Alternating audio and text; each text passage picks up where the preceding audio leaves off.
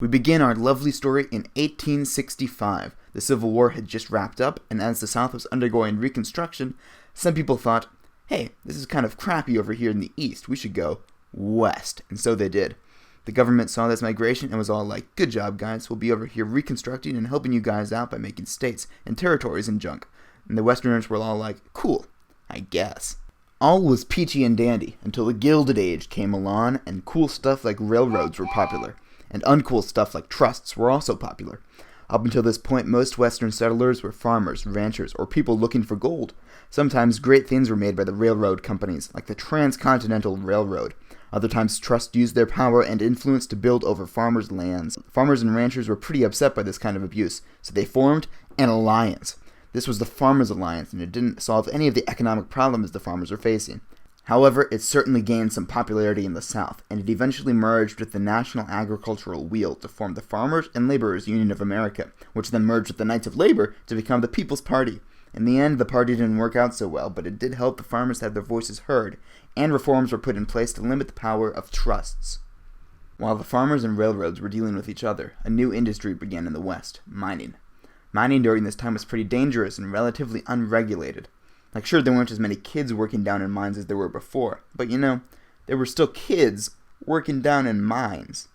Anyway, a large portion of miners were immigrants from around the world, particularly China, who were willing to work for low wages. Soon enough, there were numerous amounts of Chinese in the West, working in mines and building railroads, that the Anglo population of the U.S. was pretty upset about them working in mines and building railroads. The Anglos appealed to the government, and soon the Chinese Exclusion Act of 1882 was passed. Now this here act wasn't particularly nice to the Chinese, as they were outlawed from entering the U.S. This was in place until 1943, when China was helping out the U.S. in World War II opposing Japan.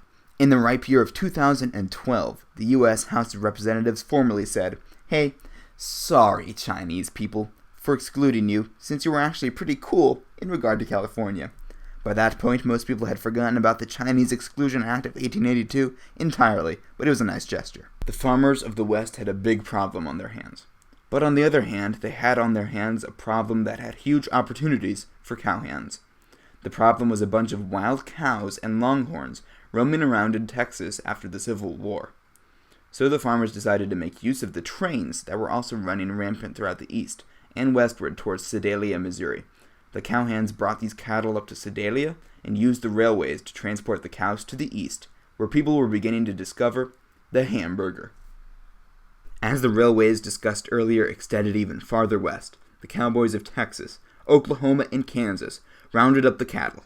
As many as 4 million cows were taken on the long walk from Texas to Kansas in the late 1800s.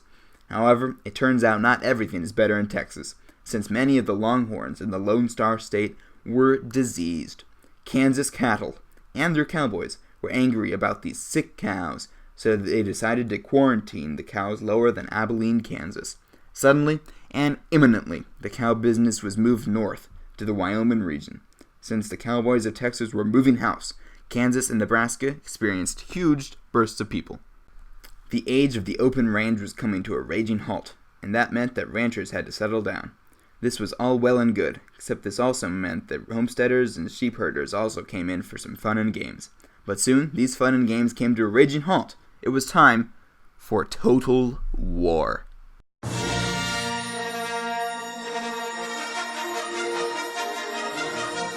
The Sheep Wars. A time of tragedy and heartbreak. A total of 54 men's lives were lost, which is equal to roughly 0.000000871% of the men who died in the American Civil War. But those numbers are nothing compared to the sheep casualties. Although historians seem to have lost count, it is estimated that 50,000 to 100,000 sheep were massacred as a result of these wars. What happened to amass such a deep wound in America's history? Well, the sheep wanted to eat grass, and so did the cows. So a bunch of dudes were angry at each other about that, and they killed each other. With the tragedy wrought by the sheep wars, railroads, mining, and agriculture, Americans began to realize the importance of nature and devised ways to preserve it. The ideal that emerged was called conservationism. Many conservationists wanted to protect America's lush wildernesses and indigenous wildlife. One of the most notable conservationists was Theodore, coolest president to have ever lived and probably fist-fought wild animals, Roosevelt, who created many national parks and forests hoping to preserve the natural beauty of the locale and conserve the resources located there.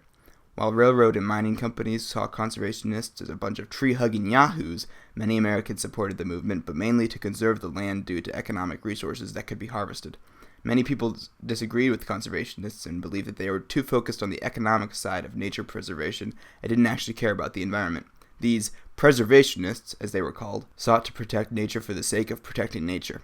A notable preservationist was John Looked-Like-a-Mountain Hobo Muir, founder of the Sierra Club, preserver of Yosemite Valley, and establisher of Sequoia National Park. So in conclusion, the West was a battle of grand proportions. The farmers versus ranchers versus railroads versus conservationists versus preservationists versus sheep versus cattle versus fence cutters versus Roosevelt versus Muir versus Chinese people versus miners versus Native Americans versus populists versus a whole mess of other problems.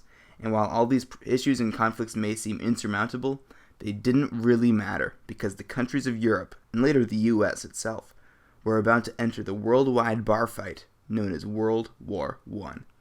And that really makes the Wild Wild West seem a whole lot less wild.